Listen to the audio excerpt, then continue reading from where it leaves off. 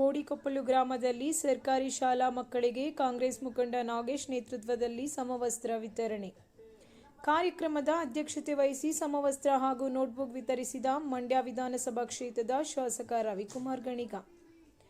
ಈ ಸಂದರ್ಭದಲ್ಲಿ ಕರ್ನಾಟಕ ರಾಜ್ಯ ಶಾಲಾ ಶಿಕ್ಷಕರ ಸಂಘದ ಜಿಲ್ಲಾಧ್ಯಕ್ಷ ನಾಗೇಶ್, ಕಾಂಗ್ರೆಸ್ ಮುಖಂಡರಾದ ಬಿಟಿ ಶಂಕರೇಗೌಡ, ತಾಲೂಕು ಪಂಚಾಯಿತಿ ಮಾಜಿ ಸದಸ್ಯರಾದ ಮಂಜೇಗೌಡ, ಪ್ರದೀಪ್ ಸೇರಿದಂತೆ ಇತರರು ಹಾಜರಿದ್ದರು.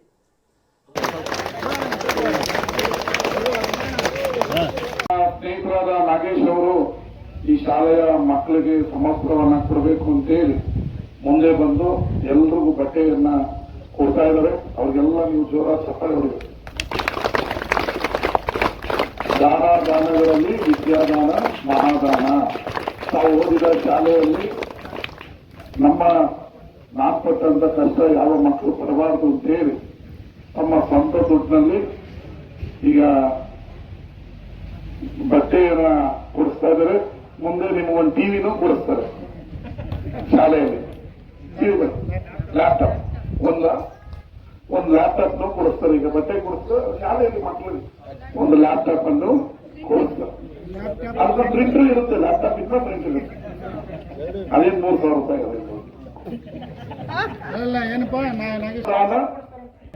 ಅದು ಶಾಲೆಗೆ.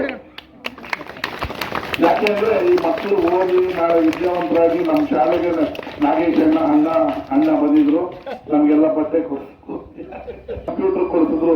ಇದನ್ನ ನೋಡಿ ನಾವೆಲ್ಲ ಓದಿದ್ವಿ ಅಂತ ಹೇಳಿ ನಾಳೆ ನಿಮ್ಮಲ್ಲಿ ಯಾರೋ ಒಬ್ರು IAS IPS ಆಗ್ಬೋದು. ಇವ್ರು ನೋಡಿ ಒಂದು ಸರಿ ಕೊಡಿದಾಗ ಅದಕ್ಕೆ ಈ ದಾನ ಹೇಳ್ತಾರೆ. ಏನಾದ್ರು ಬುಕ್ ಕೊಡ್ಸು ಅದು ಕೊಡ್ಸು ಅಂತ ನಮಗೆ ನಾವ್ ಯಾವತ್ತೂ ಕೂಡ ಅವ್ರು ಏನ್ ಹೇಳ್ತಾರೆ ಅದಕ್ಕೆ ನಡ್ಕೊಂಡ್ ಬಂದಿದೀವಿ.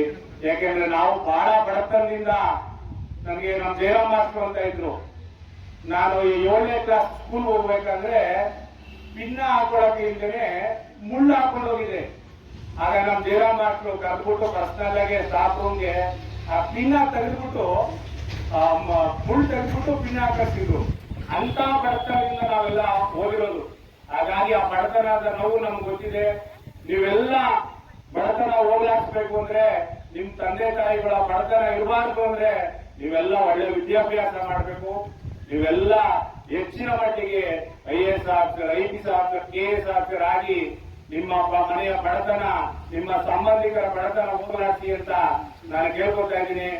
ಆಮೇಲೆ ನಮ್ಮೆಲ್ಲರ ಹೆಚ್ಚಿನ ಶಾಸಕರು, ಮಂಡ್ಯ ಇತಿಹಾಸದಲ್ಲಿ ನಾವೆಲ್ಲ ಇಂಥ ಶಾಸಕರನ್ನ ನಮಗೂ 45 ವರ್ಷ ಆಯ್ತು, ನಾವು ನೋಡ್ಲಿಕ್ಕೆ ಸಾಧ್ಯನೇ ಇಲ್ಲ. ಹೆಚ್ಚು ಕಮ್ಮಿ 1,100 ಕೋಟಿಯಷ್ಟು ಮಂಡ್ಯಕ್ಕೆ ಅನುದಾನವನ್ನು ತಂದು ಕಾಲಿಗೆ ಚಕ್ರ ಕಟ್ಕೊಂಡು ಪ್ರತಿ ದಿನ ಬೆಳಿಗ್ಗೆ ನಾವು ಎದ್ದೇಳದೆ 7 ಗಂಟೆ ಆಗಿದೆ, ರಾತ್ರಿ 12 ಗಂಟೆ ಮೂಲಕ 5 ಗಂಟೆಗೆ ರೆಡಿಯಾಗಿ 6 ಗಂಟೆಗೆ ಬೆಂಗಳೂರಿಂದ ಮಂಡ್ಯಕ್ಕೆ ಬಂದು 7 ಗಂಟೆ ಕಾರ್ಯಕ್ರಮ ಸ್ಟಾರ್ಟ್ ಮಾಡ್ತಾ ಇರ್ತಾರೆ. ನಮ್ಮ ಊರಿನ ಕಂಪ್ಲೀಟ್ ರೋಡ್ ಆಗ್ತಾ ಒಂದು 20 ವರ್ಷ ಆಗಿದ್ದು ನಾವು 3 ರೋಡ್ ಆಗಿ ಎಲ್ಲಾ ರೋಡ್ಗಳನ್ನು ಮುಗಿಸಿದ್ದಾರೆ. ಅದನ್ನೇ ಎಲ್ಲಾ ರೋಡ್ ಎಲ್ಲ ಮುಗಿದ. ಈಗ ಪ್ರತಿ ಹಳ್ಳಿಗಳು ಕೂಡ ಎಲ್ಲಾ ರೋಡ್ಗಳು ಮಾಡ್ತಾ ಇದ್ದಾರೆ. ಅವ್ರಿಗೆ ದೇವರು ಇನ್ನೂ ಆಯುಷು ಆರೋಗ್ಯವನ್ನು ಕೊಟ್ಟು ನಾವಿನ್ನೂ ಸತತವಾಗಿ ಅವ್ರ MLA ಆಗಿ ನೋಡ್ತಾ ಇರ್ಬೇಕು ಅಂತ ನಮ್ಮ ಬಯಕೆ. ಮುಂದಿನ ದಿನಗಳಲ್ಲಿ ಅವರು ಸಚಿವರಾಗುವಂತ ಎಲ್ಲಾ ಲಕ್ಷಣಗಳು ಅವ್ರಿಗಿದೆ. ಭಗವಂತ ಅವ್ರು ಒಳ್ಳೇದ್ ಮಾಡ್ಲಿ.